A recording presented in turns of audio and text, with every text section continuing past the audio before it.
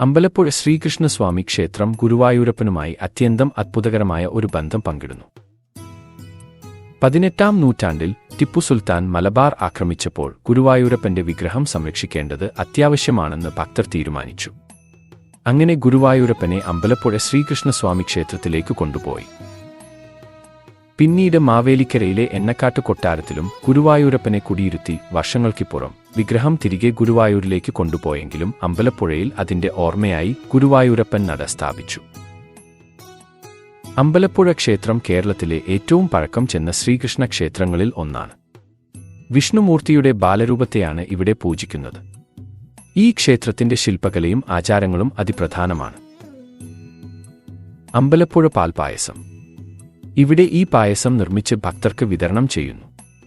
ഇതിന്റെ രുചി ആഗോള പ്രശസ്തമാണ്. ഗുരുവായൂരപ്പനുമായി ക്ഷേത്രത്തിനുള്ള ബന്ധം ഭക്തർക്ക് ഈ പായസം കഴിച്ചാൽ ഗുരുവായൂരിലേക്കുള്ള ദർശനഫലവും ലഭിക്കുമെന്ന വിശ്വാസം പകർന്നു നൽകുന്നു.